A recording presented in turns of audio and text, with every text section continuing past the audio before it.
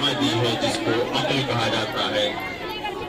اور وہ عقل اگر ایک انسان عقل کے تابع ہو کر کام کرتا ہے تو عمل صالح بجا لاتا ہے، اور اگر کہیں خواہشات کو عقل سے پالا کر کر دیتا ہے تو اس کے نتیجے میں وہ باطل راستے پہ چلا جاتا ہے، برے کام عمل انجام دینے لگتا ہے.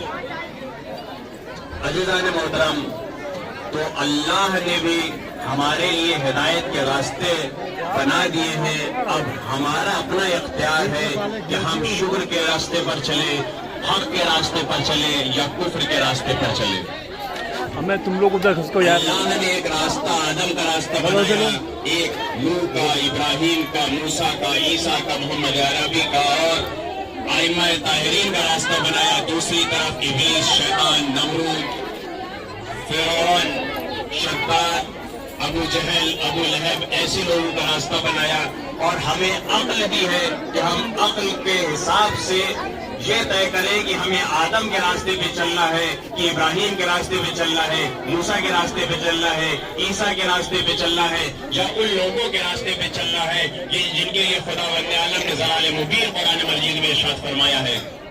یہ ہمارا اپنا اختیار اللہ نے عقل کے طور پر دیا ہے. ہمیں حق کے راستے پر چلنا ہے کہ باطل کے راستے پر چلنا ہے. ہمیں حسین ابن علی کے راستے پر چلنا ہے کہ یزید کے راستے پر چلنا ہے. ہمیں ہمارے دل میں محبت حسین ابن علی کی رکھنی ہے کہ یزید کی رکھنی ہے. اب کربلا کے واقعہ ہم خود دیکھ لیں کہ وہاں خود بخود پتہ چل جائے گا کہ یہ حق و باطل کی جنگ ہے کہ حق کدھر ہے، باطل کدھر ہے، اللہ والے کدھر ہے اور بندے والے کدھر ہیں.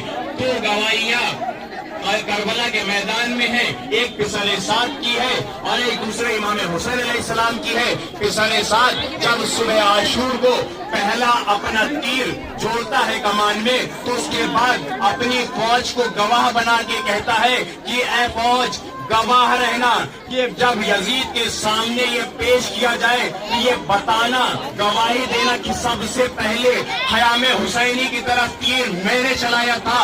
اور ادھر امام حسین علیہ السلام جب شبیہ رسول کے سے جیسا مشابہ جناب علی اکبر کو میدان قتال میں بھیج رہے ہیں تو اللہ کو گواہ بنا کے کہہ رہے ہیں بار الہ تو گواہ رہنا، اب میں اس کو بھیج رہا ہوں جو شکل و صورت میں تیرے نبی سے مشابہ ہے. یہ کربلا نے بتا دیا کہ ادھر پسر سعد تھا جو مال و زر کے لیے تھا، جس کا کام یزید کے لیے تھا. ادھر حسین ابن علی جو تھے وہ اللہ کے لیے کربلا کے میدان میں آئے تھے. اب ہمیں اگر حق و باطل سمجھنا ہے کہ یہ سمجھنا ہوگا کہ حق حسین کی طرف ہے، باطل یزید کی طرف ہے. ہاں زدار مظلوم کربلا اسی حق و باطل کی جنگ کے کو آج 1400 برس سے زیادہ گزر گئے. سن 61 ہجری میں 10 محرم کو کربلا کی زمین پر ایک ایسا سانحہ رونما ہوا کہ جو تا قیام قیامت ایسا کبھی نہیں ہوا اور نہ ہوگا. کیا ہوا تھا کربلا کے میدان میں کہ ایک طرف صرف 72 لوگ جن کے ساتھ عورتیں بھی ہیں، بچے بھی ہیں، بوڑھے بھی ہیں اور ادھر اور یہ پیاسے بھی ہیں، 3 دن کے بھوکے ہیں، پیاسے ہیں، اور ادھر جو ہے لاکھوں کا لشکر ہے، سیر اور سیراب ہے. حاضران مظلوم کربلا 10 محرم جب نمودار ہوئی تو ایک ایک کر کے امام حسین علیہ السلام کی طرف سے انصار اور اصحاب جاتے رہے، امام حسین علیہ السلام کی طرف سے شہادت کرواتے رہے. حد تو یہ ہوئی کہ پھر اس کے بعد جب اصحاب و انصار سب شہید ہو گئے، اس کے بعد عزیز و اقربا امام حسین علیہ السلام کی طرف سے جام شہادت نوش فرمانے لگے. کبھی جناب عباس جاتے، کبھی جناب علی اکبر جاتے، کبھی جناب قاسم جاتے. جب کوئی نہ بچا تو امام حسین علیہ السلام نے آواز دی حل من ناصر ینصرنا، ہے کوئی جو میری مدد کو آئے. اس آواز سے استغاثہ میں اتنا درد تھا کہ 6 ماہ کے علی اصغر نے اپنے آپ کو جھولے سے گرا دیا. 6 ماہ کے علی اصغر نے جیسے ہی اپنے آپ کو جھولے سے گرایا، خیام میں رونے کی آواز برپا ہوئی. امام حسین علیہ السلام نے پوچھا کہ اے بہن زینب یہ رونے کا سبب کیا ہے میرے ہوتے ہوئے؟ کہا بھائیا آپ کی آواز سے استغاثہ میں اتنا درد تھا کہ علی اصغر نے اپنے آپ کو جھولے سے گرا دیا. حاضر امام حسین سمجھ گئے کہ بچہ چاہتا کیا ہے. جہاد کا عزم چاہ رہا ہے. امام حسین علیہ السلام نے جناب علی اصغر کو لیا لے کر میدان قتال میں گئے. وہاں پر پہنچے, لوگوں نے یہ سوچا شاید حسین قرآن لے کر آ گئے ہیں, صلح اور سمجھوتا چاہتے ہیں, لیکن امام حسین قرآن صامت نہیں, قرآن ناطق لے کر آئے تھے جناب علی اصغر کو. امام حسین علیہ السلام نے جناب علی اصغر کو دکھا کے کہا, اے فوج جفاکار, اگر تمہیں لگتا ہے کہ میں تمہارے لیے خطاوار ہوں, میں مجرم ہوں تمہارے لیے, تو سن لو اس 6 ماہ کے بچے کا کیا جرم ہے, اس نے کیا سزا کی ہے. کیا تم اس کو تھوڑا سا پانی بھی نہیں پلا سکتے؟ اس کی ماں کا دودھ خشک ہو گیا ہے.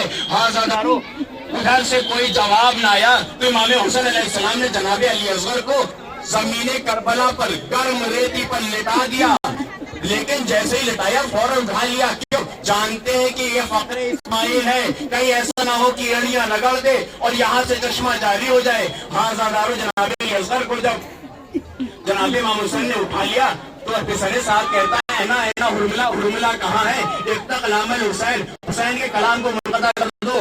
ادھر حرملہ کا جناب علی اصغر کا گلا چھیدتا ہوا امام حسین علیہ السلام کے بازو کو چھیدا. عجب نہیں جناب علی اصغر, ماں کی طرف کر کے کہہ رہے ہو, ماں آپ نے آخری بار وعدہ کیا تھا, آپ نے مجھ سے وصیت کی, یہ کہا تھا کہ اے بیٹا جا تو رہے ہو بابا کے ساتھ, لیکن بابا کو کوئی زخم نہ ہے. لیکن ہاں میں کیا کروں, میرا گلا اتنا چھوٹا تھا اور وہ تیر 3 بھال کا تھا کہ میں جو ہوں امام کو زخمی ہونے سے نہیں روک پایا. ہاں زدان مظلوم کربلا امام حسین علیہ السلام جناب علی اصغر کو کے لاشے کو خیمے کی طرف لے کر آئے اور لا رہے ہیں تو کیا ہے کہ جناب امام حسین خیمے کے پاس آتے ہیں, پھر واپس پلٹ جاتے ہیں, اس طرح سے آگے آتے ہیں, پیچھے آتے ہیں, کہتے جاتے ہیں انا للہ و انا الیہ راجعون رضا بقضائہ و تسلیما لامرہ. حاضر مظلوم کربلا, اسی اثنا میں جناب سکینہ نے دیکھا کہ جناب امام حسین جناب علی اصغر کو لے کر آئے ہیں. دوڑ کے پہنچی, بابا آپ علی اصغر کو پانی پلا لائے. جناب امام حسین نے کیا دکھایا کہ اے بیٹا علی اصغر نے پانی نہیں جام شہادت نوش فرمایا ہے. حضرت جناب رباب نے جب دیکھا ایک فقرہ کہا اے بیٹا کیا تمہاری عمر کے بچے بھی نہر کیے جاتے ہیں. حضرت مظلوم کربلا امام حسین علیہ السلام نے جناب علی اصغر کو سپرد خاک کیا.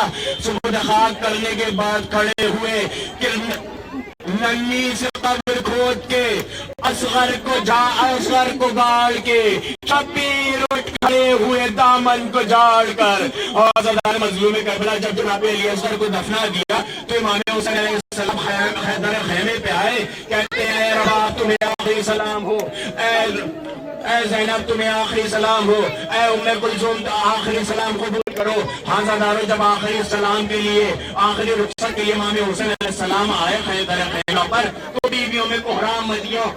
عزادارو, کربلا میں 2 ایسی رخصتی ہے جو بہت قیامت خیز ہے. ایک شبیہ ہے رسول جناب علی اکبر کی ہے اور دوسری امام حسین علیہ السلام کی ہے. امام حسین علیہ السلام جب رخصت ہونے لگے کہنے لگے بہن زینب وہ صندوق لے آؤ ماں کا کہ جس میں میرا وہ پرانا کرتا رکھا ہوا ہے. امام حسین علیہ السلام نے اس پرانے کرتے کو پہنا اور جگہ جگہ سے اس کو چاک کر دیا اس خیال سے کہ شاید یہ اشقیا جب میں قتل کر دیا جاؤں تو یہ پھٹا پرانا لباس میرے جسم پر چھوڑ دے. لیکن ملائنہ نے یہ پھٹا پرانا لباس بھی امام حسین کے جسم ناظرین پر نہ چھوڑا. حاضرانو, امام حسین علیہ السلام ہر ایک بیوی سے رخصت ہوئے.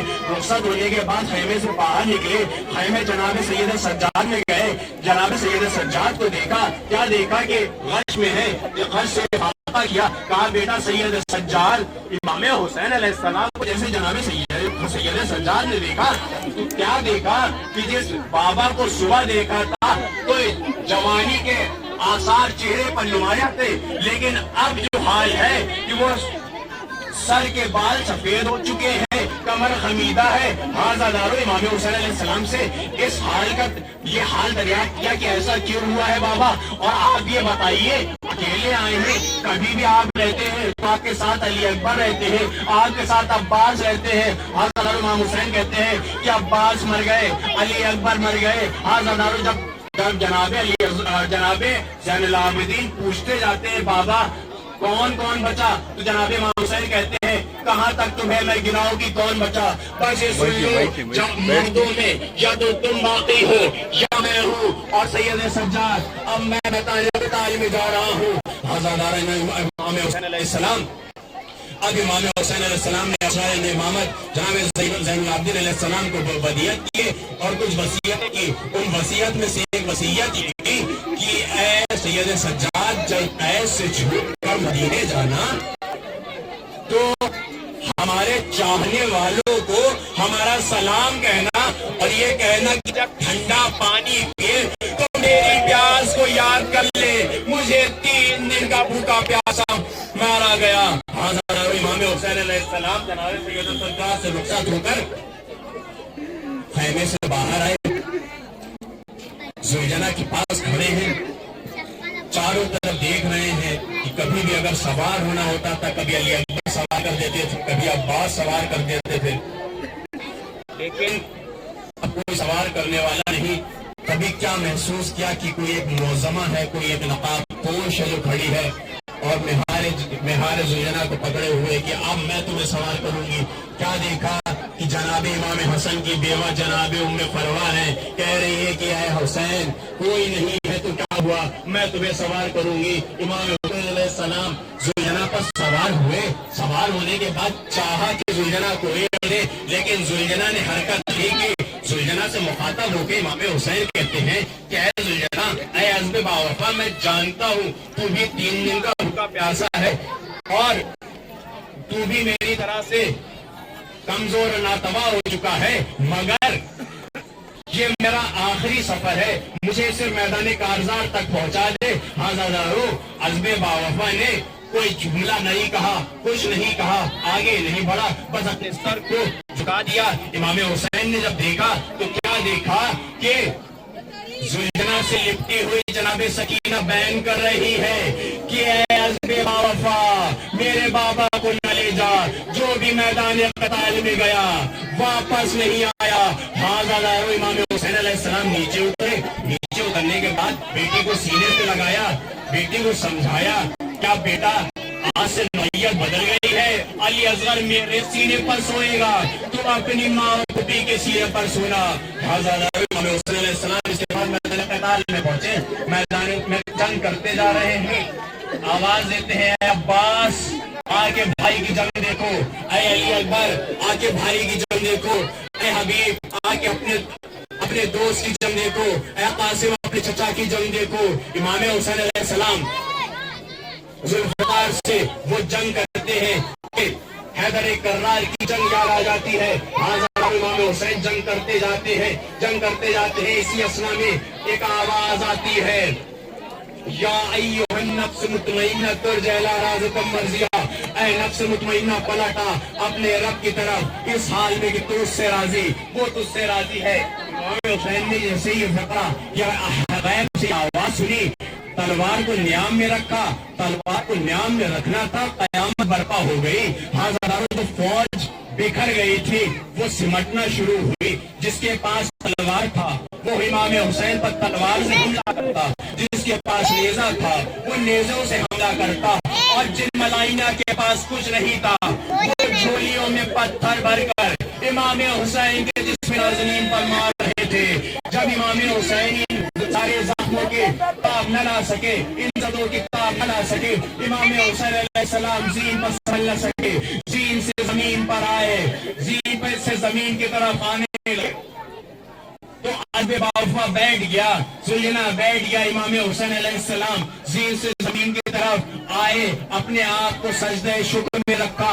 سجدہ شکر میں ادھر رکھنا تھا، ادھر سے شمرہ آگے بڑھا. ہاتھ میں خنجر ہے، کبھی وہ خنجر ایک پتھر پہ مارتا، کبھی دوسرے پتھر پہ مارتا. اس طرح سے پتھروں پہ مارتا ہوا اس خنجر کو کو اس نے کل کر دیا. ہاں آگے بڑھا. وہ شمر امام حسین کی پشت پر سوار ہوا اور پیچھے سے امام حسین کی گردن کو کاٹنے لگا. یہ منظر 70 قدم دور پر جناب زینب دیکھ رہی تھی. آیت کہتی ہے شیم میرا بھائی پیاسا ہے, چند قطرے آ کے پلا دے. مسجد کربلا امام حسین نے جیسے دیکھا کہ جناب زینب ہے, جناب زینب کو اشارے سے کہا بہن خیمے میں جاؤ. حکم امام کی تعمیل کی. جناب زینب خیمے میں گئی. ادھر سر تن سے جدا ہوا, لوگ نیزہ پہ بلند ہوا, آثار قیامت نمودار ہوئے. دریا کا پانی نیزوں اچھلنے لگا. جیسے ہی آثار قیامت نمودار ہوئے جناب زینب دوڑ کے جناب سید سجاد کے پاس گئی. کہتی ہے بیٹا یہ حال کیسا ہے, کیا قیامت آ گئی؟ کہا پھوپھی جان ذرا خیمے کا پردہ ہٹائیے. خیمے کا پردہ ہٹا. کیا دیکھا؟ بابا کا سر ہے, نوکے نیزہ پر قرآن کی تلاوت کر رہا ہے. جناب سید سجاد کہتے ہیں السلام علیکہ یا ابا عبداللہ, السلام علیکہ یا ابن رسول اللہ. اے بھوپی بابا شہید کر دیے گئے, ہم یتیم ہو گئے, آپ بن بھائی کی ہو گئی. اب ہمیں دیار بدیار کربلا سے کوفہ, کوفہ سے شام پھرایا جائے گا. الا لعنت اللہ علی قوم الظالمین وسلام الذین ظلموا یوم القلب ینقلبون. ماتم حسین.